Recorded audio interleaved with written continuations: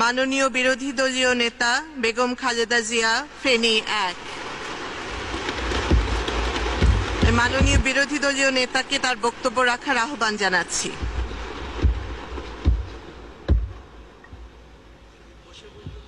না, ঠিক আছে, কেন বসে বলবো না?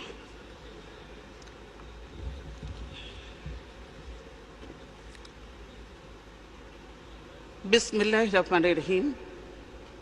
মাননীয় স্পিকার, আপনাকে ধন্যবাদ। নবম জাতীয় সংসদের সর্বশেষ বাজেট সেশন এটি। জাতীয় জীবনের এক ক্লান্তিকালে বর্তমান অধিবেশনটি চলছে। এই অধিবেশনেই নতুন স্পিকার হিসেবে আপনি দায়িত্ব নিয়েছেন, আপনাকে অভিনন্দন।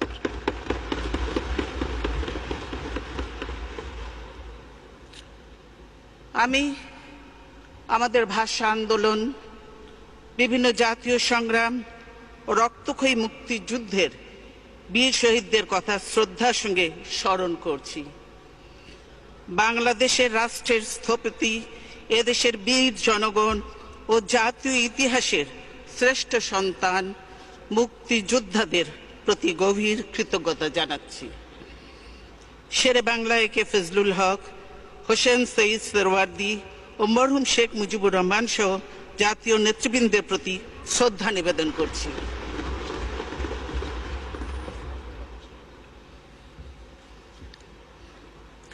আমাদের জাতিসত্তার বিকাশ ও জাতীয় জাগরণের ক্ষেত্রে ইতিহাসের বিভিন্ন অধ্যায়ে তাঁরা গৌরবময় অবদান রেখেছেন। আমরা কাউকে খাটো করে দেখতে চাই না, সকলকে তার প্রাপ্য সম্মান দিতে চাই। প্রত্যেকের সাফল্য ও ব্যর্থতা মূল্যায়নের ভার ছেড়ে দিতে চাই ইতিহাসের ওপর।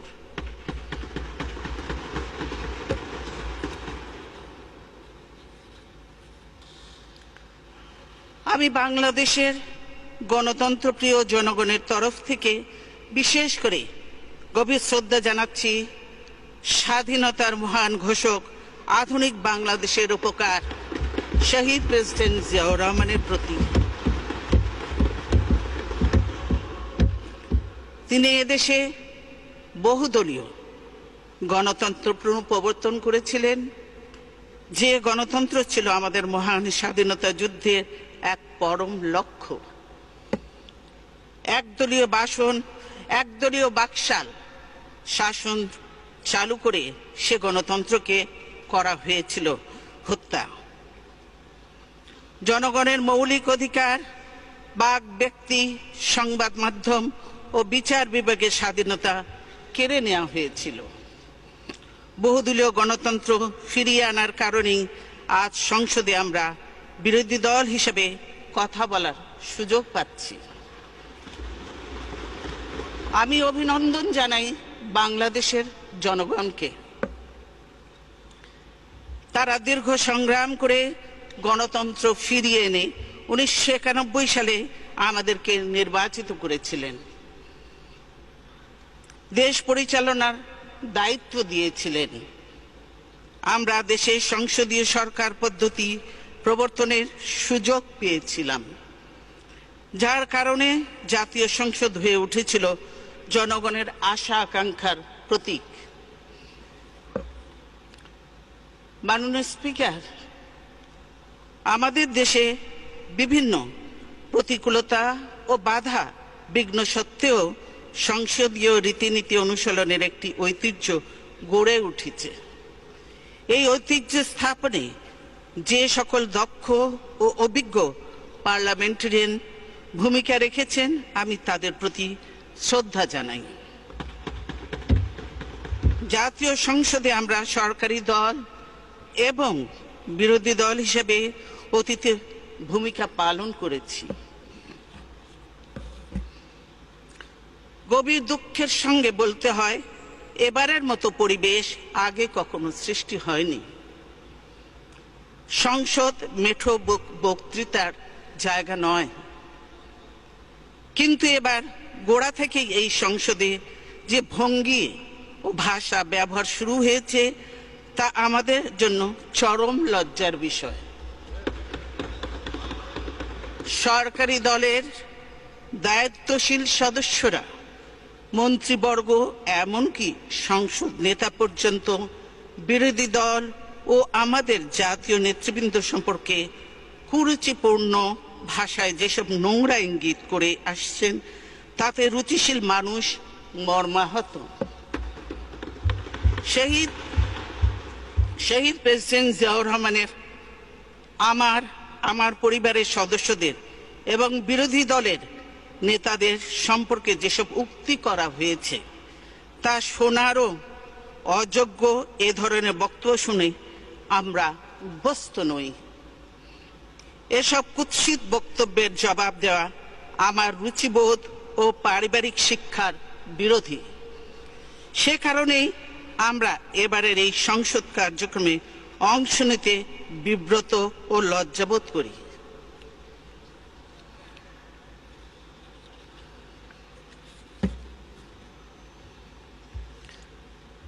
আমরা তাদেরকে শুধু একটি কথা বলতে চাই, অনেক সময় নীরবতা ও উপেক্ষাই হচ্ছে নোংরামির উৎকৃষ্ট জবাব।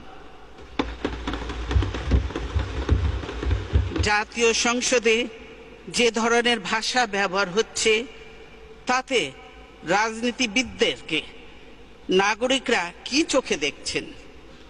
নতুন প্রজন্ম আমাদের কাছ থেকে কি শিখছে এবং তরুণ সংসদ সদস্যরা কি ধরনের ভাষায় কথা বলতে উৎসাহী হচ্ছেন, সেটা আমাদের তলিয়ে দেখা দরকার।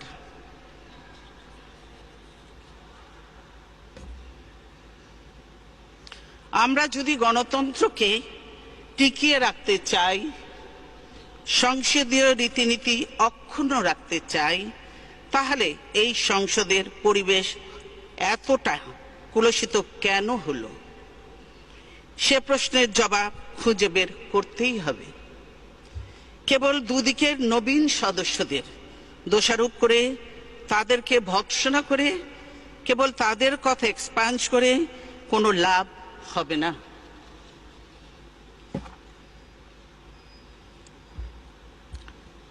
সম্মানিত স্পিকার, নবম জাতীয় সংসদের গঠন পর্বে সংসদ নেতা অঙ্গীকার করেছিলেন বিরোধী দলকে সংখ্যা শক্তি দিয়ে বিবেচনা করা হবে না।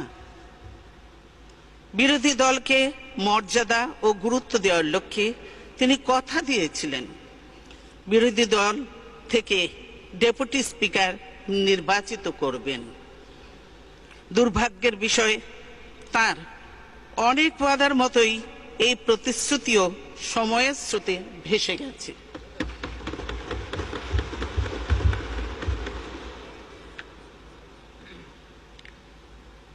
জাতীয় সংসদের ভেতরে এবং বাইরে বিরোধী দলের সঙ্গে গত 4.5 বছরে কি আচরণ করা হয়েছে তা এদেশের ইতিহাসের এক কালো অধ্যায় হয়ে থাকবে।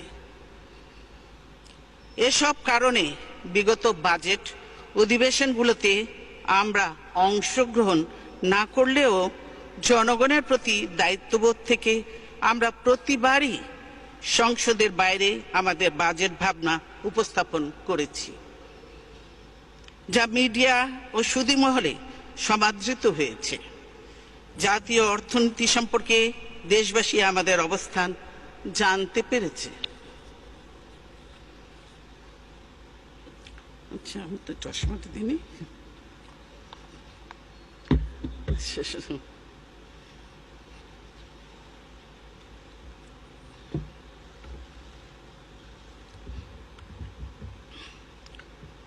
তবে সরকার কখনো আমাদের সুপারিশ ও প্রস্তাবনা কোনো কিছুই গ্রহণ করেনি। এবারের বাজেট অধিবেশনে সরাসরি অংশ নিয়ে প্রস্তাবিত বাজেট সম্পর্কে আমি আমার এই বক্তব্যে আলোকপাত করার চেষ্টা করব। আমার আজকের বক্তব্যের প্রথম পর্বে রাষ্ট্রীয়, রাজনৈতিক, সামাজিক তথা জাতীয় জীবনে বিরাজমান পরিস্থিতি এবং দ্বিতীয় পর্বে প্রস্তাবিত বাজেট সম্পর্কে কথা বলবো।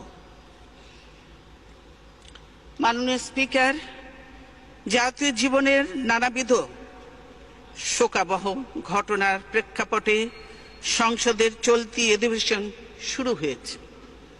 সাভারের রানা প্লাজা ধ্বংসের ঘটনায় 1100-এরও বেশি শ্রমজীবী নারী পুরুষের লাশ উদ্ধার করা হয়েছে। কতজন মর্মান্তিক মৃত্যুবরণ করেছে তার কোনো সঠিক হিসেব নেই। এখনো অনেকে তাদের নিখোঁজ স্বজনের লাশের খোঁজে আহাজারি করছে।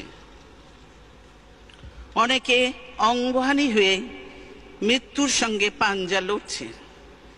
চিরতরে পঙ্গু হয়ে গেছে অনেক অসহায় শ্রমজীবী মানুষ, যাদের শ্রমে ঘামে দেশের অর্থনীতির চাকাকে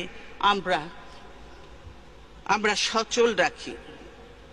বাংলাদেশের ইতিহাসে এত বড় মর্মান্তিক ভবন ধসের ঘটনা অতীতে আর কখনো ঘটেনি। আর এর আগে তাজরিন গার্মেন্টসের ভয়াবহ অগ্নিকাণ্ডে 113 জন কর্মী জ্বলে পুড়ে অঙ্গার হয়ে গেছে।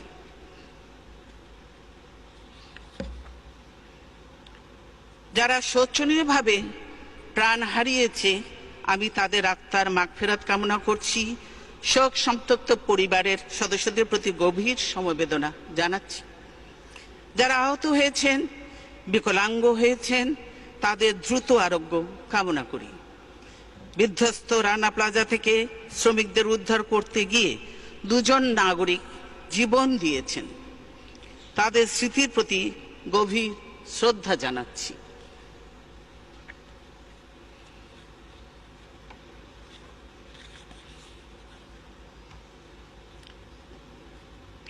রানা প্লাজার উদ্ধার কাজে যেসব নিবেদিত প্রাণ সাধারণ মানুষ দিন রাত নিঃস্বার্থভাবে কাজ করেছেন, আমি তাদের প্রতি আন্তরিক ধন্যবাদ ও কৃতজ্ঞতা জানাই।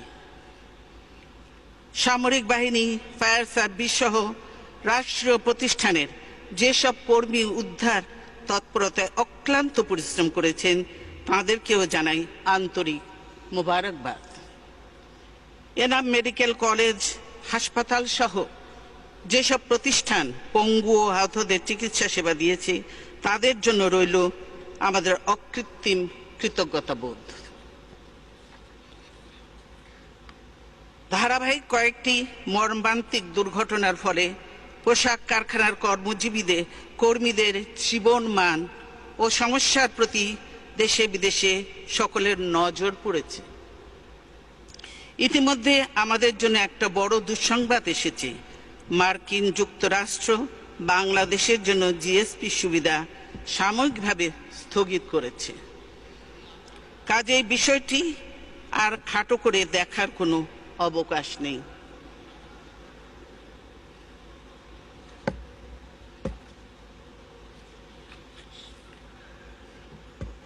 এখন সর্বোচ্চ গুরুত্ব দিয়ে এই সমস্যার নিরসন করতে হবে। নিশ্চিত করতে হবে শ্রমজীবী মানুষের ন্যায্য মজুরি, কর্মপরিবেশ ও নিরাপত্তা। গার্মেন্টস শিল্পের কর্মীদের ন্যায্য অধিকার সমূহ প্রতিষ্ঠিত করতে হবে। গার্মেন্টস খাতে সাধন করতে হবে প্রয়োজনীয় সংস্কার। এক্ষেত্রে মালিক, কর্মজীবী সরকার ও ক্রেতাদের সমন্বিত উদ্যোগ প্রয়োজন। রাষ্ট্রের দায়িত্ব হবে শ্রমিক মালিক সুসম্পর্ক নিশ্চিত করা। শহীদ প্রেসিডেন্ট জিয়াউর রহমান এই শিল্পের দ্বারোদ্ঘাটন করেছিলেন। এই শিল্পের বিকাশে আমরা সাধ্য অনুযায়ী ভূমিকা রেখেছি। বিকাশমান এই শিল্প যখন কর্মসংস্থান ও বৈদেশিক মুদ্রা অর্জনের মাধ্যমে জাতীয় অর্থনীতিতে বিরাট অবদান রাখছে,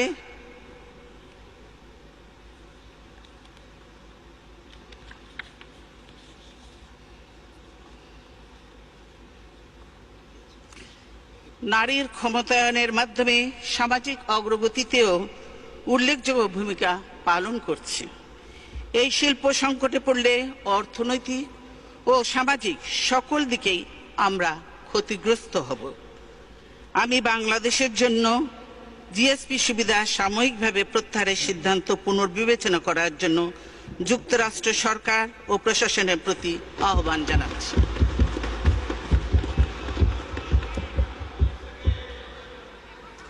সেই সঙ্গে ইউরোপিয়ান ইউনিয়ন ভুক্ত বিভিন্ন দেশ, জাপান, কানাডা, বিভিন্ন বন্ধু রাষ্ট্রের প্রতি আমার আবেদন থাকবে, তারা যেন যুক্তরাষ্ট্রের এই সিদ্ধান্ত অনুসরণ না করেন। কারণ যে শ্রমজীবী মানুষের স্বার্থ রক্ষার নামে এই কঠোর সিদ্ধান্ত, তা প্রকৃতপক্ষে তাদেরকেই ক্ষতিগ্রস্ত করবে।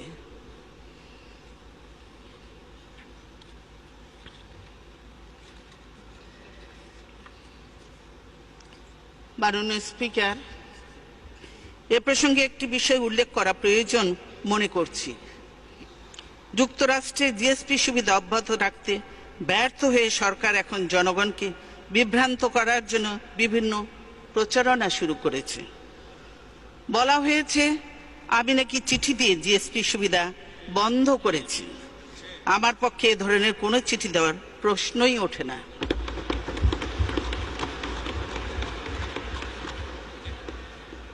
এটা আমার চিঠি নয়। আমরা দেখাতে পারি, প্রমাণ দেখাতে পারি। আমি দেখাতে পারি প্রমাণ। কেউ কেউ বিদেশি একটি পত্রিকার, শোনেন কথা শোনেন, কেউ কেউ বিদেশি একটি পত্রিকায় আমার নামে প্রচারিত একটি লেখার কথা বলেছে। আমি এমন কোনো লেখা পাইনি, এমন কোনো লেখা পাঠাইনি। বরং যুক্তরাষ্ট্রের নেতৃবৃন্দের সঙ্গে আমার যতবার দেখা হয়েছে ততবারই আমি জিএসপি সুবিধা বহাল রাখা এবং বাংলাদেশের তৈরি পোশাককে এই সুবিধার আওতায় আনার সুপারিশ করেছি।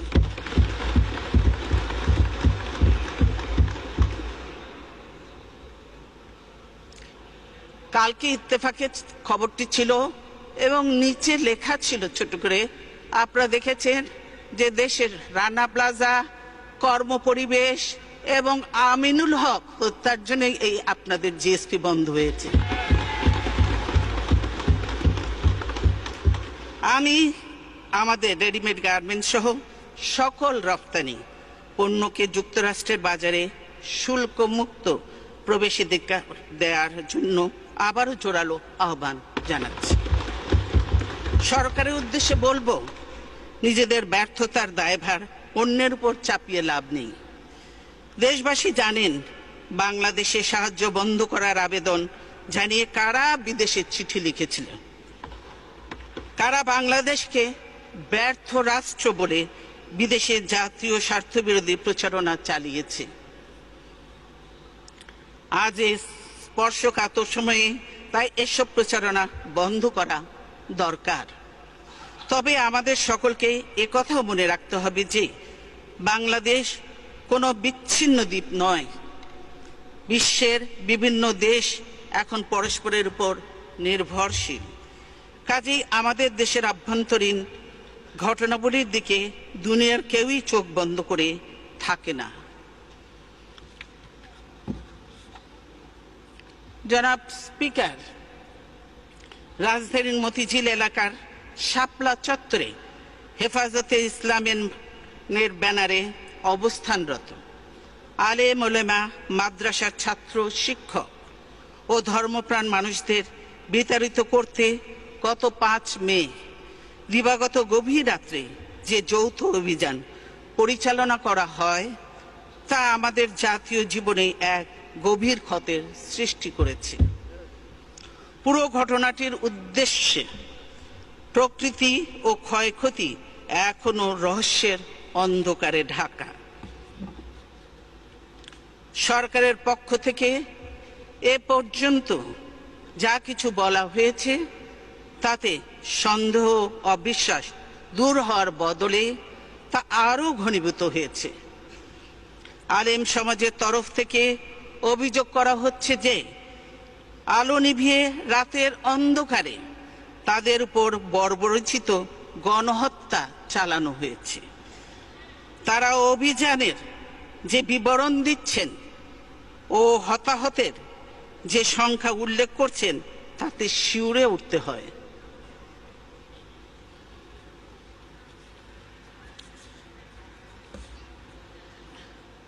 দুর্ভাগ্যের বিষয়, ধর্মপ্রাণ মানুষের মনে সৃষ্ট গভীর বেদনাবোধ নিরসনের কোনো চেষ্টা সরকার করছে না, বরং প্রধানমন্ত্রী, বিভিন্ন মন্ত্রী ও সরকারি দলের নেতারা নানা ধরনের উপহাস, পরিহাস ও ব্যঙ্গ বিদ্রুপাত্মক মন্তব্য করে চলেছেন।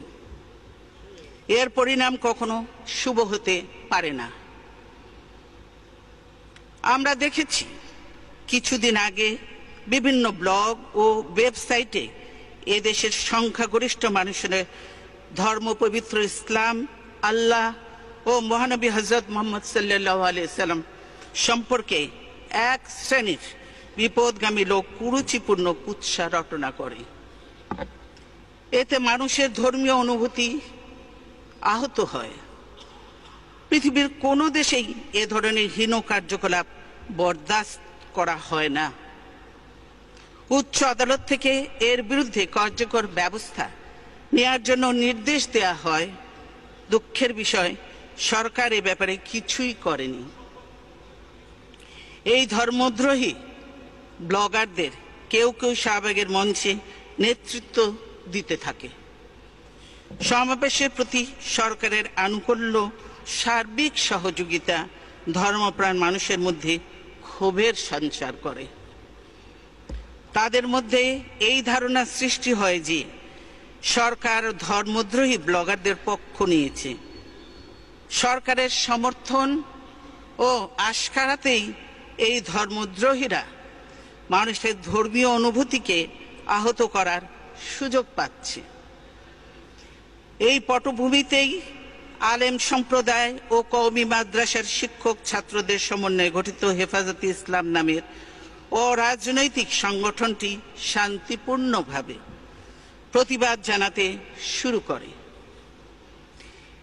এই সংগঠনটির নেতাদের সঙ্গে আমরা সরকারের মন্ত্রী ও নেতাদের বিভিন্ন সময়ে বৈঠক, দেন দরবার ও আলোচনা করতে দেখেছি। 6 এপ্রিল হেফাজতে ইসলামের ঢাকা অভিমুখী লং মার্চ ও শাপলা চত্বরে সমাবেশ কর্মসূচি শান্তিপূর্ণভাবে পালনের জন্য স্বরাষ্ট্রমন্ত্রী তাদেরকে অভিনন্দন জানায়। তিনি তাদের 13 দফা দাবিও বিবেচনার আশ্বাস দিয়েছিলেন।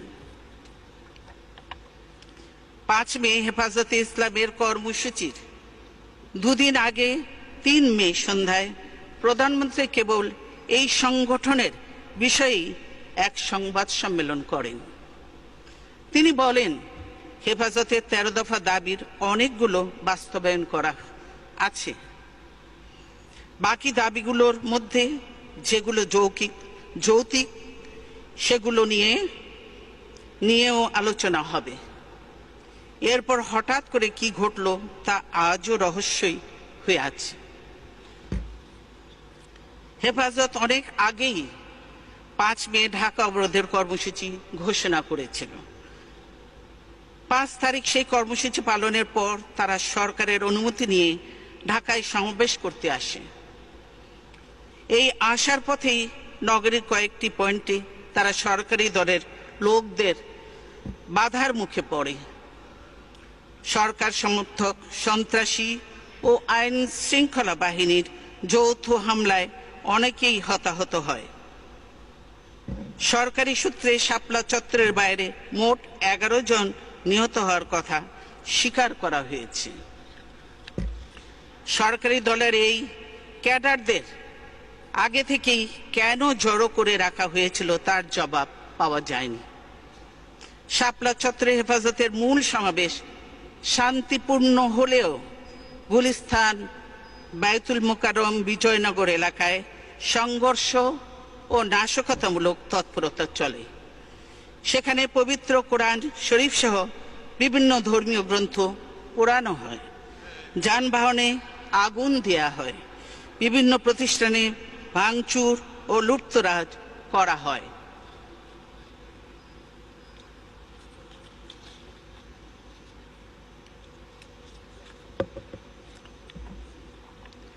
যা এসবই টেলিভিশন ফুটেজ এবং বিভিন্ন দিক দেখলে বলা যায় সরকারি দলের গুন্ডা বাহিনী, বিভিন্ন ছাত্রলীগ, যুবলীগ এরাই এর সঙ্গে সংশ্লিষ্ট।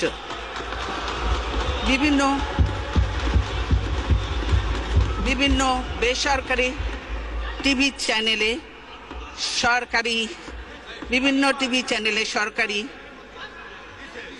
চ্যানেলে সরাসরি সম্প্রচারিত ভিডিও ফুটেজ আওয়ামী লীগের বিভিন্ন সহযোগী সংগঠনের পদবি বেশ কয়েকজনকে এসব সন্ত্রাসী তৎপরতায় নেতৃত্ব দিতে দেখা যায়।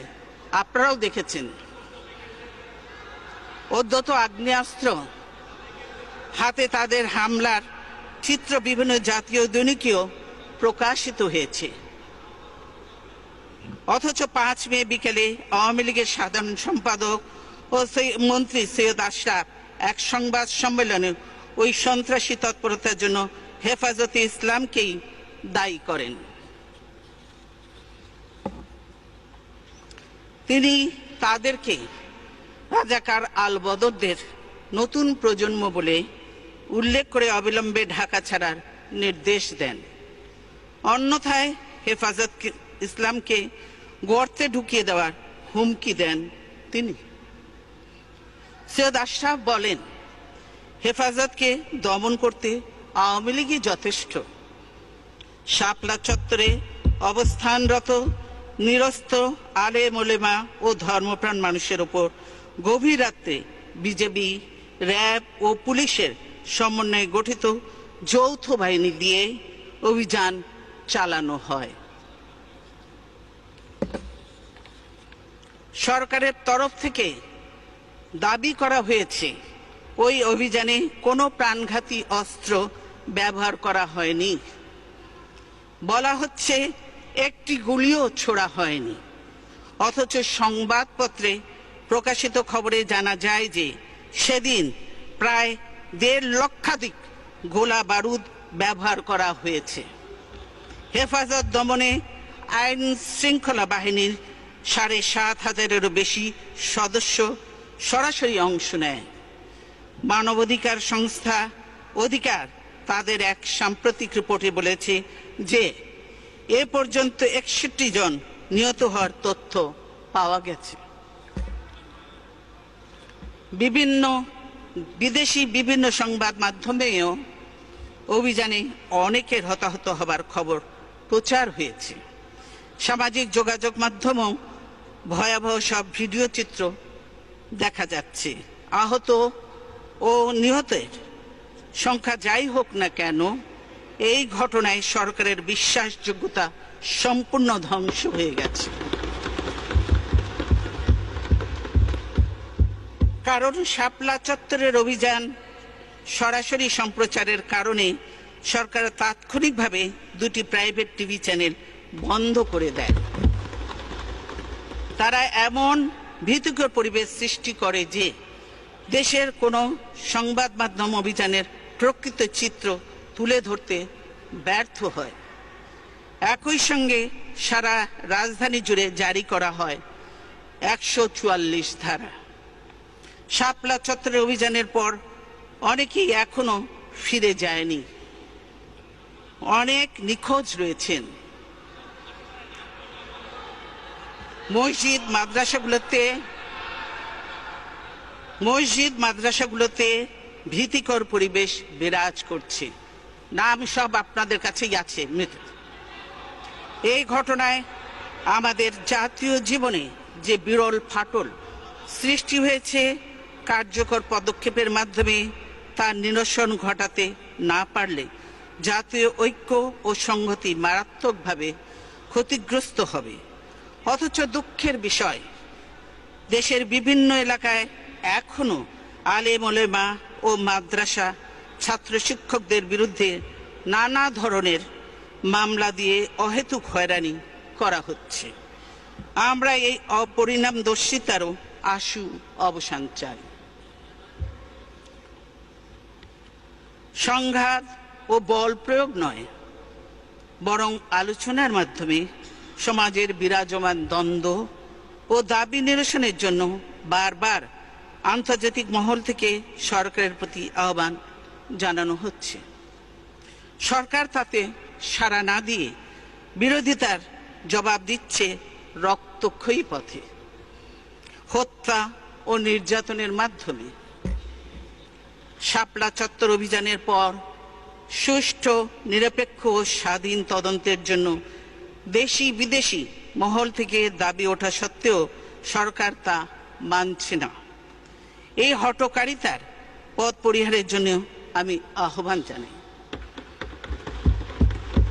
মাননীয় স্পিকার, একের পর এক দুর্ঘটনা ও দুর্যোগের ফলে জাতি যখন আড়ষ্ট ও বিমূঢ়, তখন দুই একটি সুসংবাদ স্বস্তি ও আনন্দ বয়ে আনে।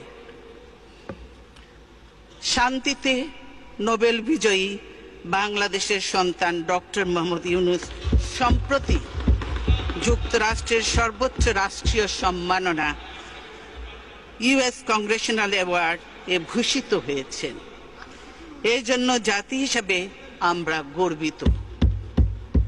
ডক্টর ইউনূসকেও জানাই আন্তরিক অভিনন্দন।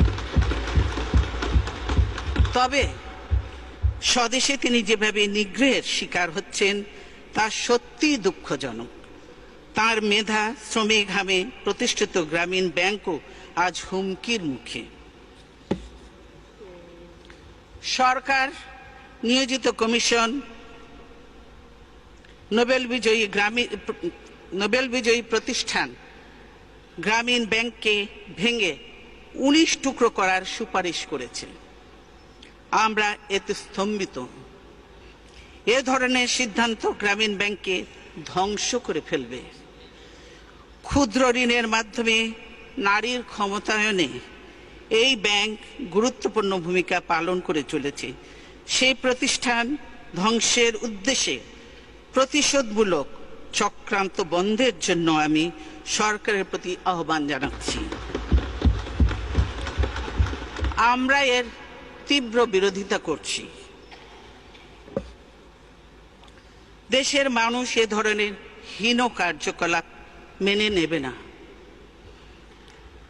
একটা প্রতিষ্ঠান ভেঙে ফেলা, ধ্বংস করা খুবই সহজ, কিন্তু এ ধরনের একটি প্রতিষ্ঠান গড়ে তোলা অনেক কঠিন ও শ্রমসাধ্য কাজ। গ্রামীণ ব্যাংকের ওপর রাষ্ট্রীয় কর্তৃত্ব আরোপের অপচেষ্টা চলছে। আমরা এরও তীব্র বিরোধিতা করি।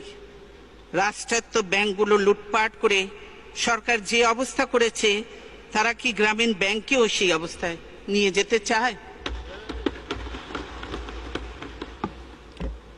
আমরা ডক্টর ইউনূসের সমর্থনে এবং গ্রামীণ ব্যাংকের পক্ষে আমাদের দৃঢ় অবস্থানের কথা ব্যক্ত করছি।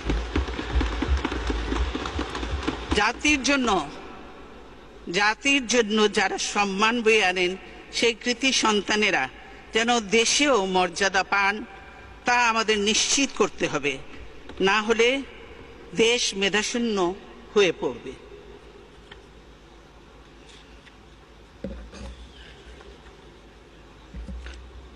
মাননীয় স্পিকার, বাংলাদেশের মানুষ গণতন্ত্রের জন্য দীর্ঘ সংগ্রামের ইতিহাস সৃষ্টি করেছে, কিন্তু কার্যত দেশ থেকে গণতন্ত্র এখন নির্বাসিত। জাতীয় জীবনে সৃষ্টি করা হয়েছে নানামুখী বিশৃঙ্খলা ও নৈরাজ্য।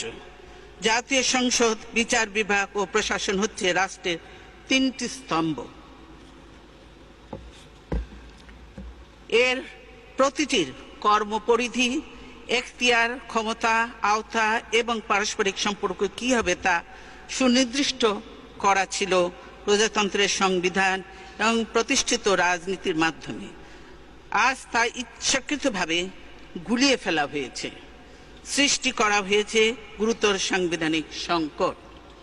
1975 সালে আওয়ামী লীগ জাতীয় সংসদেই গণতন্ত্র হত্যা করে একদলীয় বাকশাল পদ্ধতি চাপিয়ে দিয়েছিল।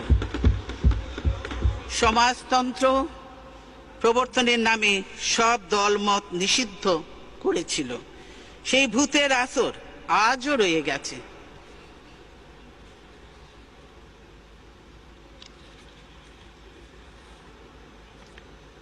আওয়ামী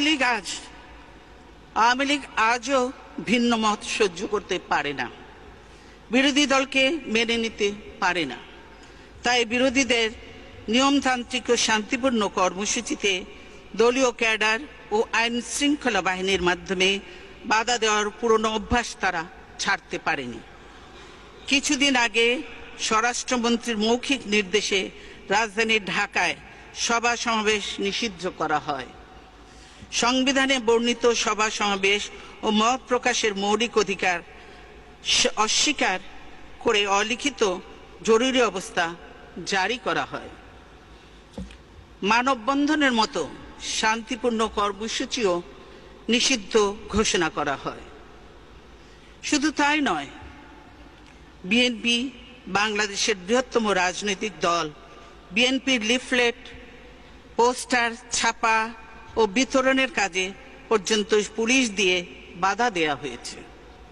ছাপাখানায় অভিযান চালিয়ে আমাদের প্রচারপত্র জব্দ করা হয়েছে। এটাই কি গণতন্ত্রের নমুনা? মাননীয় স্পিকার, আপনি নিশ্চয়ই অবগত আছেন, গত 11 মার্চ আমাদের কেন্দ্রীয় কার্যালয়ের সামনে সমাবেশ চলাকালে আচমকা বোমা ফাটিয়ে সভাটি পণ্ড করে দেয়া হয়। মঞ্চে উপবিষ্ট নেতৃবৃন্দের উপর নির্বিচারে গুলি চালানো হয়। আমাদের কয়েকজন সিনিয়র নেতা সহ অনেকে গুরুতর আহত হয়। বিএনপির স্থায়ী কমিটির সদস্য নজরুল ইসলাম খানের শরীর গুলিতে ক্ষত বিক্ষত হয়। বিদেশে জটিল অপারেশন করে মাথা থেকে গুলির স্প্লিন্টার বের করতে হয়েছে। তার দেহে এখনো বেশ কিছু স্প্লিন্টার রয়ে গেছে। পুলিশের গুলি বর্ষণের পর দলের নেতাকর্মীরা নয়াপল্টনের কেন্দ্রীয় কার্যালয়ে আশ্রয় নিলে পুলিশ অফিসের ভিতরে ঢুকে তাদের উপর হামলা চালায়। এতে বহু নেতাকর্মী আহত হন। পুলিশ সেদিন আমাদের কার্যালয় থেকে 154 জন নেতাকর্মীকে গ্রেফতার করে। পুলিশের গ্রেফতারি অভিযান থেকে আমাদের পার্টির ভারপ্রাপ্ত মহাসচিব মির্জা ফখরুল ইসলাম আলমগীরও রেহাই পাননি। তারা বিএনপি অফিসের কম্পিউটার, মূল্যবান দলিলপত্র তছনছ করে এবং টাকা পয়সা সহ রেকর্ডপত্র ছিনিয়ে নিয়ে যায়। বিএনপির কার্যালয়ের বিভিন্ন রুমের দরজা পুলিশ কিভাবে শাবল দিয়ে ভেঙে নেতাকর্মীদের আটক করেছে সে দৃশ্য টেলিভিশনের পর্দায় দেশবাসী দেখেছেন। একটি প্রধান রাজনৈতিক দলের প্রধান কার্যালয়ে এই ধ্বংসলীলা চালানোর চিত্র এদেশের ইতিহাসে এক চরম বর্বরতার নজির হয়ে থাকবে। পুলিশ এখানেই ক্ষান্ত হয়নি। সকলকে বের করে দিয়ে পুলিশ আমাদের কার্যালয়ে ককটেল রেখে মিডিয়া ডেকে ককটেল উদ্ধারের নাটক করে। তারপর আমাদের নেতাকর্মীদের বিরুদ্ধে বানোয়াট মিথ্যা মামলা দায়ের করা হয়। পুলিশকে এভাবে রাজনৈতিক নিপীড়নের হাতিয়ার করলে রাজনৈতিক নেতাকর্মীদের বিরুদ্ধে এভাবে মিথ্যা মামলা দায়েরে উৎসাহিত করলে দেশ পুলিশি রাষ্ট্রে পরিণত হয়। এতে গণতন্ত্রই হুমকির মুখে পড়ে।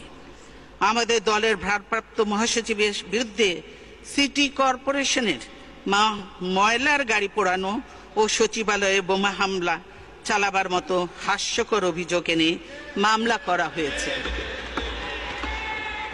এসব মামলায় তাকে বারবার গ্রেফতার করা হচ্ছে। বিরোধী দলের অন্যান্য গুরুত্বপূর্ণ নেতা একইভাবে মিথ্যা মামলা ও হেনস্থার শিকার হচ্ছেন। দিনের পর দিন তাদেরকে কারাগারে আটক রাখা হচ্ছে। সারা দেশে আমাদের 4 লাখেরও বেশি নেতাকর্মীর বিরুদ্ধে হয়রানিমূলক মিথ্যে মামলা রুজু করা হয়েছে। কারাগারগুলোতে ধারণ ক্ষমতার কয়েক গুণ বেশি বন্দীকে ঠাসাঠাসি করে রাখা হয়েছে। এর বিপরীত চিত্রও দেশবাসী দেখতে পাচ্ছে। সরকারি দলের নেতাদের বিরুদ্ধে দায়ের করা অতীতের মামলাগুলো তুলে নেওয়া হচ্ছে। প্রকাশ্যে খুন, সন্ত্রাস, চাঁদাবাজি, লুটপাটের মতো গুরুতর অপরাধ করেও সরকারি দলের লোকদের বিরুদ্ধে মামলা হচ্ছে না, তাদের গ্রেফতার করতে পুলিশ সাহস পাচ্ছে না। উপরন্তু সরকারি দলের ফাঁসির দণ্ডপ্রাপ্ত আসামিকে পর্যন্ত ক্ষমা করে জেল থেকে ছেড়ে দেওয়া হচ্ছে। নামকরা সন্ত্রাসী, খুনি, দাগীদেরও জেল থেকে মুক্তি দেয়া হচ্ছে। অর্থাৎ বাংলাদেশের আইন এখন আর স্বাভাবিক গতিতে চলতে পারছে না। সরকারের ইচ্ছায় আইনের দু ধরনের প্রয়োগ হচ্ছে, সরকারি দলের জন্য একরকম এবং বিরোধী দল ও সাধারণ মানুষের জন্য অন্যরকম। বিচারের ক্ষেত্রেও একই কথা প্রযোজ্য। দেশ থেকে সুশাসন আজ সম্পূর্ণভাবে নির্বাসিত হয়েছে। মাননীয় স্পিকার, জনগণকে নিয়ে যখন আমরা রাজপথে শান্তিপূর্ণ মিছিল করি, আওয়ামী লীগ তখন দলীয় সশস্ত্র ক্যাডার লেলিয়ে দেয় এবং পুলিশ, র্যাব, দাঙ্গা পুলিশ ও বিজিবি জলকামান, টিয়ার গ্যাস, বোমা ও সাউন্ড গ্রেনেড ব্যবহার করে। তারা বৃষ্টির মতো গুলিবর্ষণ করে আমাদের গণতান্ত্রিক আন্দোলনকে স্তব্ধ করতে চায়। আন্তর্জাতিক সংবাদ মাধ্যমেও আমাদের উপর এসব নগ্ন হামলার খবর বহুলভাবে প্রচারিত হয়েছে। কয়েক মাস আগে পুলিশের গুলিতে 2 শতাধিক মানুষ নিহত হয়েছে। সরকারি দলের সশস্ত্র সন্ত্রাসীরা আইন শৃঙ্খলা বাহিনীর ছত্রছায়ায় বিরোধী দলীয় অসংখ্য ঘর বাড়িতে অগ্নিসংযোগ করেছে, বাড়িঘর, দোকানপাট লুটপাট করেছে। বর্তমান সরকারের আমলে কেবলমাত্র গ্রেফতার ও জেল জুলুমই নয়, গ্রেফতারকৃত বন্দীদের পুলিশ রিমান্ডে নিয়ে অকথ্য ও নিষ্ঠুর শারীরিক নির্যাতন চালানো হচ্ছে। প্রায় প্রতিটি মামলায় আদালত পুলিশের আবেদনক্রমে দীর্ঘ সময়ের জন্য রিমান্ড মঞ্জুর করছে। রিমান্ডকালীন সময়ে বন্দীর প্রতি আচরণের উচ্চ আদালতের নির্দেশনা অমান্য করা হচ্ছে। অনেকেই রিমান্ড অবস্থায় জীবন সংকটে পড়েছেন।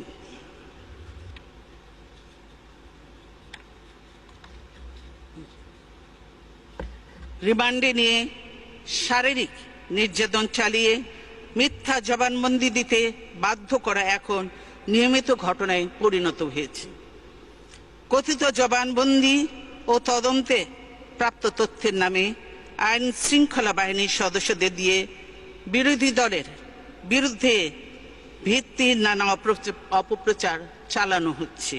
এ অবস্থা কোনো সভ্য দেশ সে মেনে নেওয়া যায় না।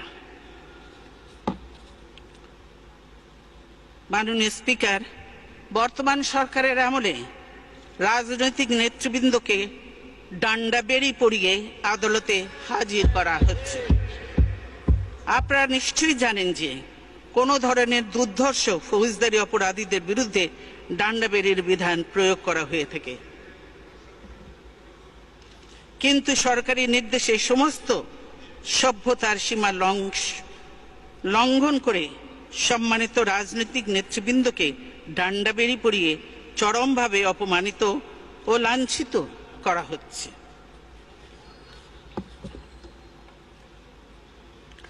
আমাদের সকলের মনে রাখা উচিত, ক্ষমতা কারোর জন্য চিরস্থায়ী নয়। ক্ষমতার ফেরে কেউ যেন এভাবে নিগৃহীত না হয়, সেদিকে আমাদের সবার যত্নবান হতে হবে। জনাব স্পিকার, আওয়ামী লীগ নেতৃত্বাধীন মহাজোট সরকারের আমলে বাংলাদেশের মানবাধিকার পরিস্থিতির চরম অবনতি ঘটেছে। অধিকার ও আইন ও সালিশ কেন্দ্র, amnesty international, Asian human rights commission,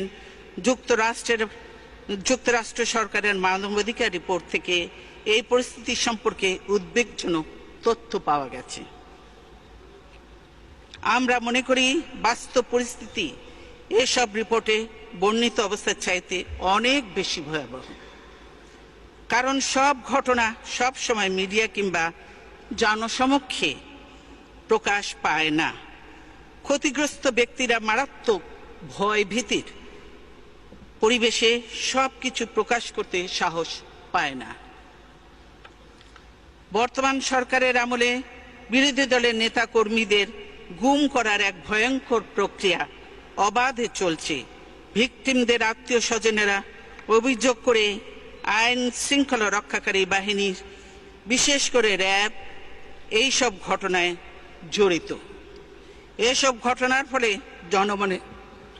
জনমনে চরম নিরাপত্তাহীনতা দেখা দিয়েছে। 2012 সালের 17 এপ্রিল বিএনপির সাংগঠনিক সম্পাদক ইলিয়াস আলী ও তার গাড়ি চালককে মহাখালী থেকে তুলে নিয়ে যাওয়া হয়। 3 এপ্রিল সিলেট ছাত্রদল নেতা ইফতেখার আহমেদ, দিনার এবং জুনায়েদকে একইভাবে ঢাকা থেকে অপহরণ করা হয়। 4 এপ্রিল সন্ধ্যায় শ্রমিক নেতা আমিনুল আশুলিয়া থেকে নিখোঁজ হয়। পরদিন টাঙ্গাইল ময়মনসিংহ সড়কের পাশে তার মৃতদেহ উদ্ধার করা হয়। তার দুটো হাঁটুই ভেঙে দেওয়া হয়েছিল। তার ডান হাঁটুর নিচে গর্ত করে ফেলা হয়, দাঁত ও নখ উপড়ে ফেলা হয়। বিভিন্ন জাতীয় আন্তর্জাতিক সংস্থা বিষয়টি নিয়ে গভীর উদ্বেগ প্রকাশ করেছে। এর আগেও সাবেক ওয়ার্ড কমিশনার বিএনপি নেতা চৌধুরী আলমকে গুম করা হয়। অধিকারের তথ্য অনুযায়ী গত 4.5 বছরে দেশে 87 জন গুমের শিকার হয়েছে। প্রকৃত সংখ্যা আরো অনেক বেশি। এসব গুমের ঘটনা 72-75 সালে আওয়ামী বাকশালী শাসনের সময় রক্ষী বাহিনী ও পুলিশের স্পেশাল টিমের হাতে হাজার হাজার দেশপ্রেমিক যুবক ও রাজনৈতিক কর্মীর হত্যার কথাই মনে করিয়ে দেয়। বর্তমান সরকারের আমলে বিচার বহির্ভূত হত্যাকাণ্ড অব্যাহত গতিতে চলছে। সংবাদপত্রের রিপোর্ট অনুযায়ী গত কয়েক বছরে কয়েকশো মানুষ বিচার বহির্ভূত হত্যাকাণ্ডের শিকার হয়েছেন। মাননীয় স্পিকার, আপনার নিশ্চয়ই স্মরণ আছে 1912 সালে 9 ডিসেম্বর বিরোধী দলের হরতালের দিন হরতাল প্রতিহত করার নামে শাসক দলের অঙ্গ সংগঠন ছাত্রলীগের ক্যাডাররা নির্মমভাবে চাপাতি দিয়ে কুপিয়ে বিশ্বজিৎ নামে একজন তরুণ কর্মজীবীকে হত্যা করে। ইলেকট্রনিক মিডিয়ার ভিডিও 2012 ইলেকট্রনিক মিডিয়ার ভিডিও ফুটেজেও দেখা যায় বিশ্বজিতের উপর হামলার সময় পুলিশ নীরব দর্শকের ভূমিকা পালন করে।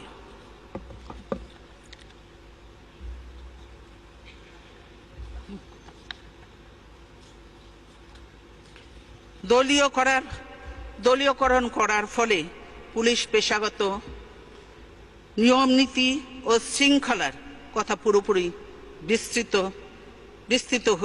বিস্তৃত হয়ে গেছে। আমরা গুরুতর বিভিন্ন অপরাধ দমনে র্যাব গঠন করেছিলাম। বিরোধী দল দমনের কাজে নিষ্ঠুরভাবে অপব্যবহার করে সেই বাহিনীর সুনাম ও মর্যাদা নষ্ট করে ফেলা হয়েছে। বর্তমান সরকারের আমলে বাংলাদেশে গ্রেফতার বাণিজ্য নামে একটি বিষয়ের ব্যাপক প্রসার ঘটেছে। কোথাও কোনো সংঘর্ষের ঘটনা ঘটলে পুলিশ কিছু লোকের নাম দিয়ে বাকি হাজার হাজার অজ্ঞাতনামা লোককে আসামি করে মামলা দায়ের করে। এরপর গ্রেফতারের ভয় দেখিয়ে বিভিন্ন লোকের কাছ থেকে বিপুল অঙ্কের অর্থ আদায় করা হচ্ছে। এটা এখন ওপেন সিক্রেট। এই গ্রেফতার বাণিজ্য বন্ধ করতে হবে। নিরপরাধ কোনো মানুষ যাতে অহেতুক হয়রানির শিকার না হয় এবং পুলিশ বাহিনীর সততা ও শৃঙ্খলা যেন পুরোপুরি ভেঙে না পড়ে, তার জন্য এটা বন্ধ করতে হবে। আমি কথা বলেছি যে এই কারণে যে পুলিশ বাহিনীর কতিপয় সদস্যদের মধ্যে নৈতিক স্খলন এখন গুরুতর এক অশনি সংকেতের পর্যায়ে পৌঁছেছে। সরকার পুলিশ বাহিনীকে যথেচ্ছভাবে বিরোধী দলের বিরুদ্ধে দমন পীড়নে ব্যবহার করে চলেছে। ফলে পুলিশের কোনো সদস্য বেপরোয়া হয়ে উঠেছে। জাতীয় সংসদে বিরোধী দলীয় চিফ হুইপ জয়নাল আবেদিন ফারুককে দৈহিক নির্যাতন করার কারণেই একজন পুলিশ অফিসারকে মেডেল দেওয়া হয়েছে। সেম। স্বরাষ্ট্রমন্ত্রী নিজেই সে কথা বলেছেন। এ ধরনের ঘটনায় পুলিশ অন্যায় আচরণে উৎসাহী হয়, এটাই স্বাভাবিক।